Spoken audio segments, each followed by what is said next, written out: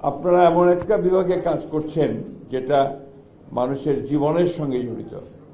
আমরা সবসময় বলি যে পানির অপর নাম হচ্ছে জীবন। এবং ইন্টারেস্টিংলি আমাদের যে পৃথিবী, যে প্ল্যানেট, এটার কিন্তু 4 ভাগের 3 ভাগই হচ্ছে আপনার পানি। কিন্তু মজার ব্যাপার হচ্ছে যে সেফ ওয়াটারে আমাদের বেশিরভাগ ক্ষেত্রে দেখা যাচ্ছে যে সারা বিশ্বেই এই নিরাপদ পানির অভাব রয়েছে। বিশেষ করে নিরাপদ পানির জন্য কিন্তু অনেক যুদ্ধ বিগ্রহ হয়। এবং আমার এক বন্ধু, যিনি বিদেশে আপনার অ্যাম্বাসেডর হিসেবে কাজ করেছেন, দীর্ঘদিন করেছিলেন, এখন তিনি বেঁচে নেই,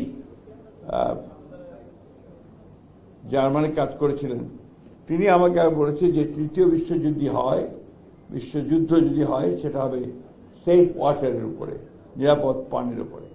এবং আমরা তার কিছু আলামত এখনই যে দেখতে পাচ্ছি না তা নয়। তাই পানি আমাদের অত্যন্ত জরুরি, এবং সেই পানি নিরাপদ পানি, অর্থাৎ তারপরে আমরা সব কিছু আমাদের নির্ভর করছি।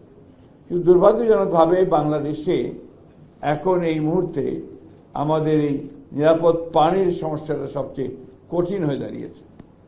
সবচেয়ে কঠিন মনে হয় আমার কাছে যে ঢাকায়, আপনাদের ঢাকা শহরে আপনারা সবাই বাস করছেন, আপনারা যারা ভালো জায়গায় বাস করেন, অ্যাপার্টমেন্ট বিল্ডিংয়ে বাস করেন, তারা নিজেদের একটা ডিপ টিউবওয়েল আমরা করে নিয়েছে বেশিরভাগ ক্ষেত্রেই। এবং কালকে আমাদের একটা একনেকের মিটিং ছিল, না পরশুদিন একনেকের একটা মিটিং ছিল, সেখানে আমাদের পুরনো ডিপ টিউবওয়েলগুলোকে পুনঃস্থাপন করা, নতুন ডিপ টিউবওয়েল স্থাপন করার বিষয়ে আলোচনা ছিল। সেখানে আলোচনা করে দেখা গেল যে আসলে আমরা পুরোপুরি নির্ভরশীল ঢাকার যে ডিপ টিউবওয়েলের পানির উপরে, which is dangerous and alarming. এটা শুধু মারাত্মক নয়, এটা ভয়াবহ রকমের একটা ভবিষ্যৎ আমাদের সামনে নিয়ে আসছে, আমাদের ভবিষ্যৎ বংশধরদের জন্য। আমরা এই বিষয়টা কেন এতদিন ধরে ভাবিনি, চিন্তা করিনি, এটাও আমাদের ভেবে দেখা দরকার। আপনারা যারা আছেন, আপনারা সবাই এখানে বিশেষজ্ঞ, এক্সপার্টস ইন ওয়াটার, এবং দীর্ঘদিন ধরে আপনারা কাজ করছেন। আমি রাজনীতিবিদ একজন, কিন্তু আমি আপনার উপর থেকেও আসিনি। আমার রাজনীতির শুরুটা কিন্তু একেবারে পৌরসভা থেকে, এবং সেই পৌরসভাতে আমি প্রথম যখন যাই, তখন আমরা ওভারহেড ট্যাঙ্ক করে ওয়াটার সাপ্লাইয়ের ব্যবস্থা করি। এটা হচ্ছে আপনার প্রথম কাজ। কিন্তু তারপর থেকে বহুদিন হয়ে গেছে, আজ পর্যন্ত কিন্তু যে খুব বেশি উন্নয়ন আমরা করতে পেরেছি তা আমরা করতে পারিনি। এখন আমরা সবাই চিন্তিত যে আমাদের এই ডিপ টিউবওয়েলগুলো আমাদের যে ভূগর্ভস্থ পানির লেয়ারকে একেবারেই নিচে নিয়ে চলে যাচ্ছে। তাহলে কি একদিন হবে যে হঠাৎ করে ঢাকা শহরটা ধপ করে ধসে নিচে চলে যাবে? there is every possibility. আমার সুযোগ হয়েছিল পৃথিবীর কয়েকটি দেশে বিভিন্ন কারণে বিভিন্ন সময় যাওয়ার। তো সেখানে আমি দেখেছি যে তারা সবাই সারফেস ওয়াটার ব্যবহার করছেন, সবাই ওপরের পানি, উপরস্থ যে পানি, সেই পানি ব্যবহার করছেন। আমরা এতজন আপনারা আছি, আপনারা এতজন এক্সপার্ট আছেন, আপনারা অত্যন্ত উঁচু জায়গায় পড়াশোনা করেছেন, সবাই বিদ্বান মানুষ। আপনারা এই জিনিসগুলোকে এখন থেকে আমার মনে হয় ফোকাসটা এই দিকে দেন, এবং পুরনো চিন্তা ভাবনাগুলোকে বাদ দিয়ে নতুন করে কি করে বাংলাদেশকে আপনারা সত্যিকার অর্থে বাঁচিয়ে রাখবেন। It's a question of survival, not উন্নয়ন। বেঁচে থাকার প্রশ্ন, এটা আমার অস্তিত্বের প্রশ্ন, যে আমি এখানে বেঁচে থাকবো কি না, সেই বিষয়টাকে আমাকে নিশ্চিত করতে হবে। এবং দেশের মানুষ, সরকার আপনাদেরকে এই দায়িত্বটা দিয়েছে, এই ডিপার্টমেন্ট অফ পাবলিক হেলথকে। সেটা আপনাদের দায়িত্ব হবে আমি মনে করি। আমি চিফ ইঞ্জিনিয়ার সাহেবের সাথে কথা বলেছি, আমাদের সেক্রেটারি সাহেবের সাথে কথা বলেছি, আমাদের এখানে আজকে যারা আছেন তাদের সঙ্গে 2-4 মিনিটে আমি আমার কথা বলেছি যে আমাদের ফোকাসটা এখন থেকে হবে সারফেস ওয়াটার ব্যবহার করার, নট ডিপ টিউবওয়েল ওয়াটার। আমাদের অত্যন্ত ডক্টর মাহবুবা নাসরিন আমাদের যখন প্রেজেন্টেশন করছিলেন, তখন যে আজকের যে বিষয়টা আছে, জেন্ডার বিষয়টা আছে, সেটা নিয়ে কথা বলছেন। এটা অত্যন্ত গুরুত্বপূর্ণ বিষয় নিঃসন্দেহে। পানি তো আমরা সেই ছোটবেলা থেকেই দেখি যে আপনার কলসে করে পুকুর থেকে পানি নিয়ে আসছে আমাদের মা, চাচি, বোন এরাই, তাই না? তো এই জিনিসটা কিন্তু কিছুটা পরিবর্তন হয়েছে। এখন প্রায় সব বাড়িতে একটা টিউবওয়েল।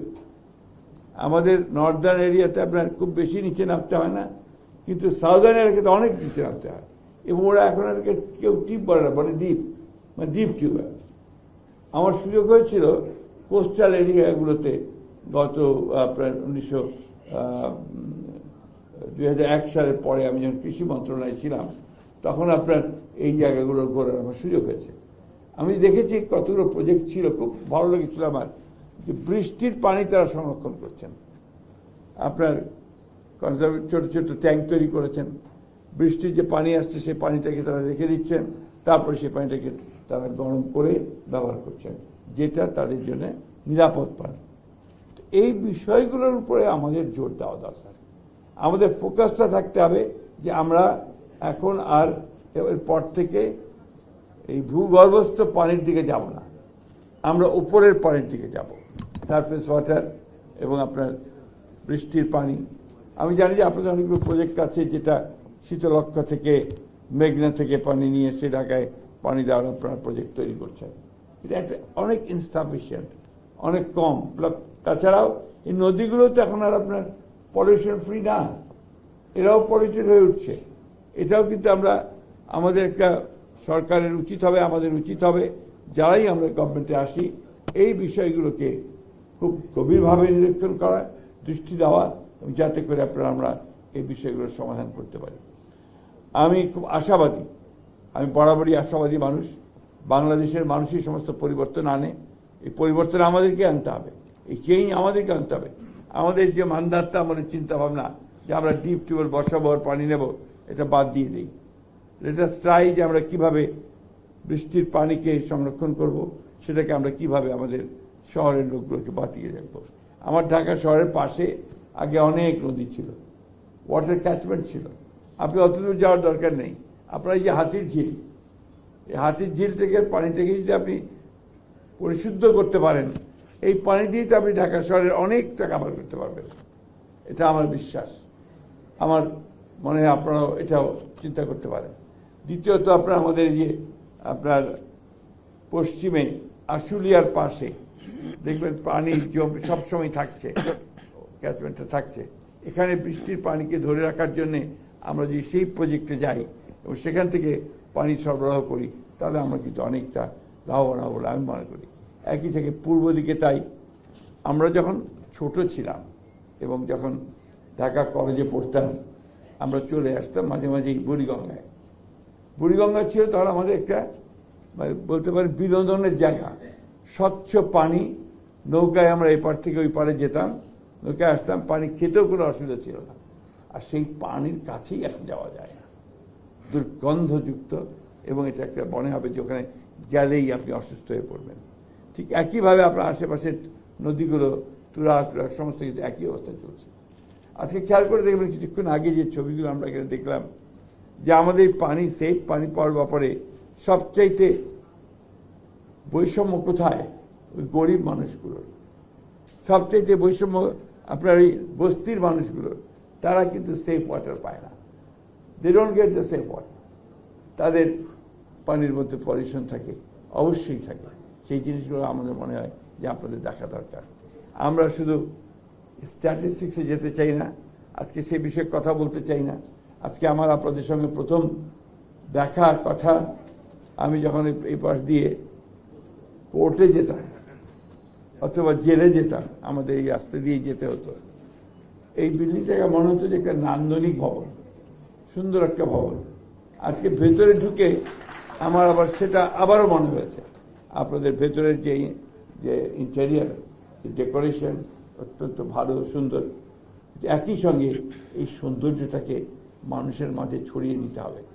আপনাদের ভেতরের সৌন্দর্য গোটা মানুষের মাঝে ছড়িয়ে যায়। তারা পানি খেয়ে বলুক যে ওয়াসা আমাকে ভালো পানি দিচ্ছে, তারা পানিটা খেয়ে বলুক যে আমি এখন ভালো পানি পাচ্ছি। আমার খুব কষ্ট হয় যখন আমি শুনি যে ওয়াসার এই পানি খারাপ। ইঞ্জিনিয়ার সাহেব জানেন যে হঠাৎ করে কয়েকদিন আগে পার্লামেন্টে আমাকে যিনি আমাদের চিফ হুইপ, তিনি আমাকে বললেন, ভাই পার্লামেন্টের পানি তো খাওয়া যাচ্ছে না। কেন? এটা একদম লাল।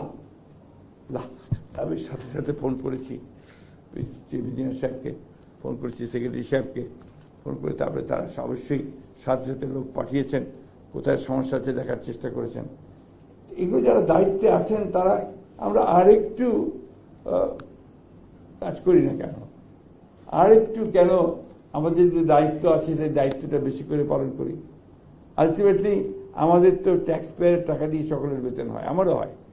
আমি এই যে বড় গাড়ি চড়ে আসলাম, এই পয়সাটা কিন্তু আপনার আমার ট্যাক্স পেয়ারের দেওয়া। আপনারা অনেক বড় বড় গাড়ি চড়েন, ওটাও ট্যাক্স পেয়ারের দেওয়া। Everything is paid by our people. সুতরাং we must look into that. তাদের প্রায়োরিটিটা তাদের হবে।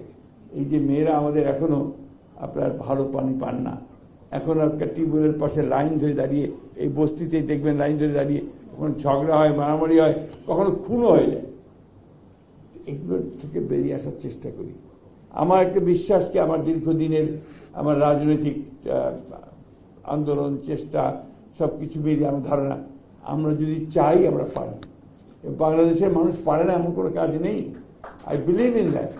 এবং আমি আপনাদের কাছে আজকে সেই আপিলটা রাখতে চাই যে আজকে পাবলিক হেলথ, এটা যেন আমাদের যতগুলো সরকারি প্রতিষ্ঠান আছে, জনসেবার জন্য যতগুলো আপনাদের ইনস্টিটিউশন আছে, এটা উপরে উঠুক।